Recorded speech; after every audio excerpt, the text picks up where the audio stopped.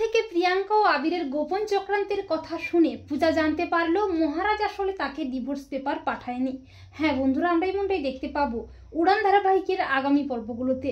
সোমনাথ ও প্রিয়াঙ্কার চক্রান্তে মহারাজ ও পূজার সম্পর্কে ফাটল ধরে। পূজা ও মহারাজের উপর অভিমান করে মুখার্জি বাড়ি ছেড়ে চলে যায়। তবে মহারাজ ও পূজা দুজনেই খুব কষ্ট পায়। আর মহারাজ পূজাকে ফিরিয়ে আনতে গেলেও আবিরের সাথে পূজাকে দেখে প্রচন্ড ক্ষেপে যায় মহারাজ। মহারাজ পূজার উপর অভিমান করে সবকিছু জ্বালিয়ে পুড়িয়ে শেষ করে দেয়।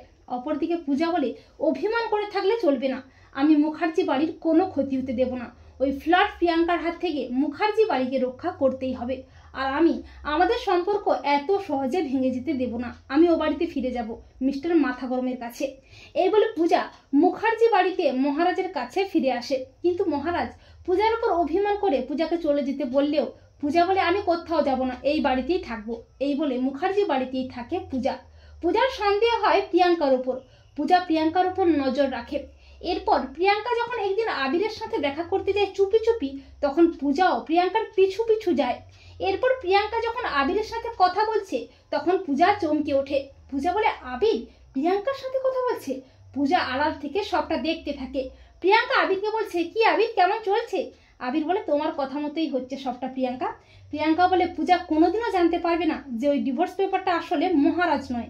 আমরাই প্ল্যান করে মহারাজের সাইন করা নকল ডিভোর্স পেপারটা বালিশের তলায় রেখে দিয়েছিলাম।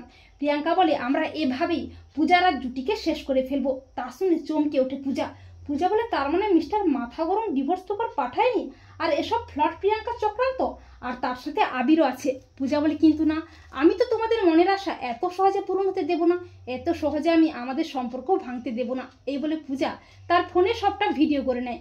তো বন্ধুরা, তোমরা এটাই চাও তো যে পূজা যেন প্রিয়াঙ্কা ও আবিরের গোপন চক্রান্ত দেখেই জানতে পারে মহারাজ আসলে তাকে ডিভোর্স পেপার পাঠায়নি। এর সবটাই প্রিয়াঙ্কা ও আবিরের চক্রান্ত।